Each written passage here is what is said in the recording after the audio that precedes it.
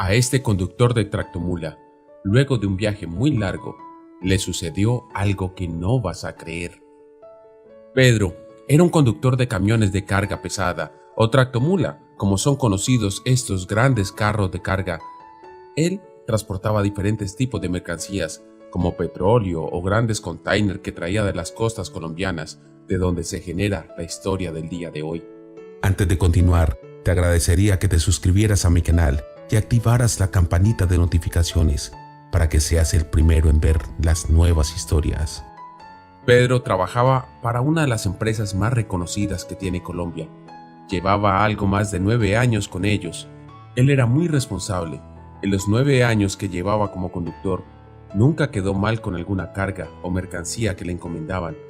Los jefes de él no habían tenido duda alguna de que era todo un empleado ejemplar. Pedro, aparte de ser una persona honrada y trabajadora, también era un padre ejemplar. Cada vez que salía a descanso pasaba todo el tiempo junto a su esposa, Emma, y sus 3 hijos, Hugo, Pablo y Luis. Estos nombres se los puso inspirado en los sobrinos de un pato de la televisión, caricatura que siempre le había gustado. Si saben de cuáles hablo, es nada menos y nada más que el tío rico, MacPato. Bueno, y siguiendo con la historia, los niños se llevaban pocos años. Hugo tenía 12, Pablo tenía 9 y el pequeño Luis tan solo tenía 7 años. Eran una familia que no tenían queja. Pedro se dedicaba a brindarle todo el amor posible a su esposa Emma y a sus 3 pequeños hijos que los amaban con el corazón. Emma no era del todo feliz. Ella estaba algo inconforme con el trabajo de Pedro porque él vivía más en el camión que en su casa.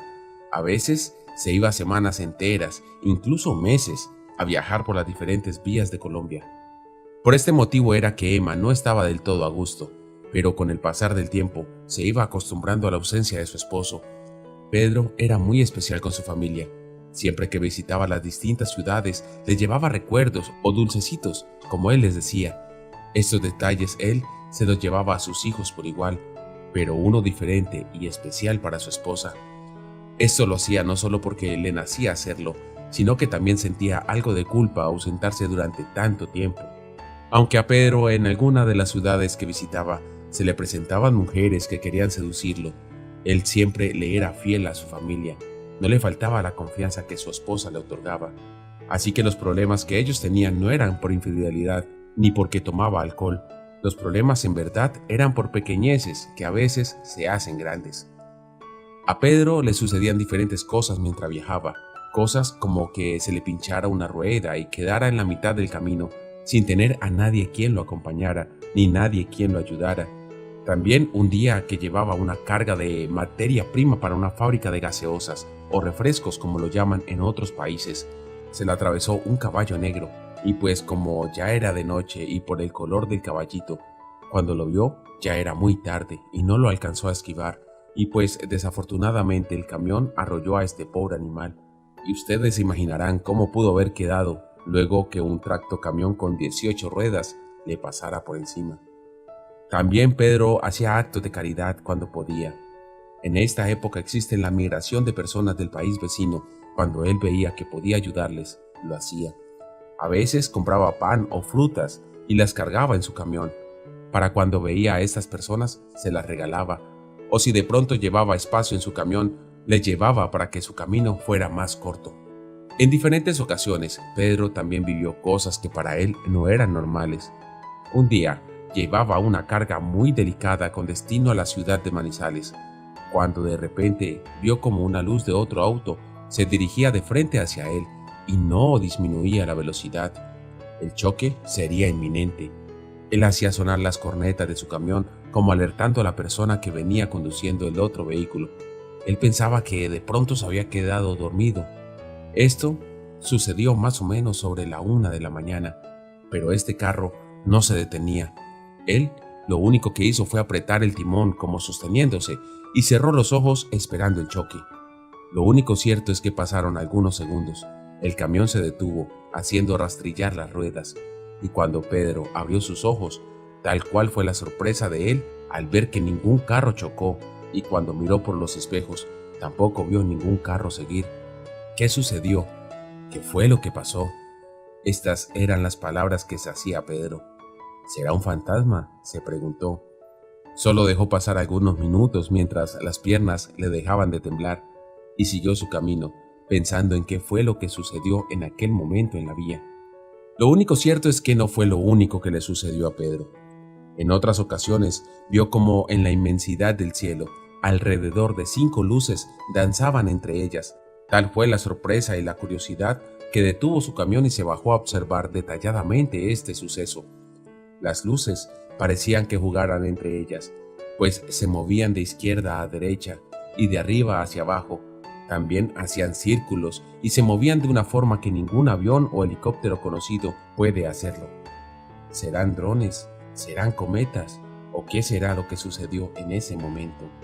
Pues él los llamó ovnis. Y no fue porque eran extraterrestres ni nada parecido, sino porque eran como sus siglas lo indican, objetos voladores no identificados. Pueden ser cualquier cosa, pero él no les dio una explicación de inmediato. Un día debía dejar un cargamento de varillas en un pueblo que se llama Mariquita. Esto queda ubicado en el departamento del Tolima. Él se dispuso a viajar a este lugar con ánimo de poder regresar a tiempo a su casa para poder pasar junto a su familia Navidad y Año Nuevo. Era aproximadamente el día 21 de diciembre.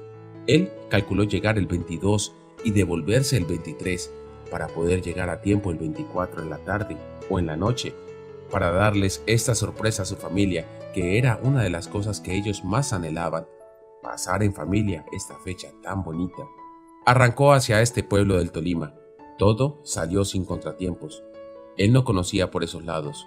Además, había escuchado de un pueblo llamado Armero, que en los años de 1985 fue arrasado por una avalancha de lodo y agua que lo sepultó. Este pueblo hoy en día es un camposanto, donde solo salen a relucir las casas que están sepultadas a la mitad, o el hospital, que queda a orilla de carretera, que cuando funcionaba era de 2 pisos y ahora, cuando lo ven, solo se les mira el piso de arriba. El de abajo quedó totalmente sepultado y por lo tanto, por esta tragedia, allí murieron miles y miles de personas. Esta historia llenó de curiosidad a Pedro, que cuando pasó por este lugar que se puede ver desde la carretera, él lanzó una plegaria por las almas de las personas que allí fallecieron y siguió su camino. De regreso el día 23, como él lo dispuso, unos 500 metros antes de llegar a la entrada de Armero, el pueblo sepultado, su camión se detuvo. Eran aproximadamente las 11 de la noche. Él intentaba darle marcha al motor, pero este no respondía. Se bajó y abrió el capó para revisar si había alguna falla en el motor de su camión, pero aparentemente todo estaba bien, pero su carro no encendía. Cuando a lo lejos observó como una luz de una linterna salía de la entrada de este pueblo. Él se asustó un poco porque, como le habían dicho que en este pueblo asustaban a raíz del suceso, pero se subió a su camión y esperó a ver qué pasaba. Cuando esta luz se acercó más, se dio cuenta que era un señor delgado de unos 50 años, con una bayetilla o trapo o pedazo de tela, para que me entiendan mejor, de color rojo sobre su hombro derecho. Se acercó al camión y le dijo: «¿Necesita ayuda, amigo?». A lo que Pedro le dijo que sí, que su carro se había apagado y no sabía el por qué. Este señor le dijo: «Mire, yo soy mecánico, espere, voy por unas herramientas, ya regreso», y se devolvió por el mismo camino. Pedro se quedó mirando la luz de la linterna como se internaba en el medio de las ruinas de las casas de este pueblo. Pero él en ningún momento pensó que este señor era un fantasma ni nada, pero sí le causó curiosidad cómo una persona podría tener un taller en medio de las ruinas. Pedro vio cómo la luz de la linterna se detuvo y no se movió más. Allí pasaron unos 20 minutos y el señor nada que regresaba, y la luz no se movía de donde quedó. Pedro se dirigió hacia donde estaba esta luz, a lo que él suponía que era el taller del hombre. Pensó que de pronto necesitaba ayuda con la caja de herramientas o algo, y al llegar a donde estaba la luz de la linterna, tal fue su sorpresa que solo estaba la linterna botada en el piso, en una vieja casa que estaba en ruinas y sepultada a la mitad. Pedro quedó atónito y aterrado, y con la linterna que él llevaba alcanzó a alumbrar la pared de aquella casa en ruinas, y que no era habitada por nadie, que todavía se alcanzaba a leer un letrero que decía: servicio de mecánica. Pedro salió corriendo de allí, se subió a su camión y le dio marcha. En ese momento, el camión encendió y Pedro, asustado, se detuvo en un pueblo más adelante para pasar el terror que vivió. Y cuando se fue a bajar de su carro, vio como en la silla del copiloto estaba ese trapo rojo que aquel mecánico llevaba sobre su hombro. Déjanos tu comentario opinando qué te pareció la historia y envíanos la tuya para que nosotros la narremos por tu canal de reflexiones.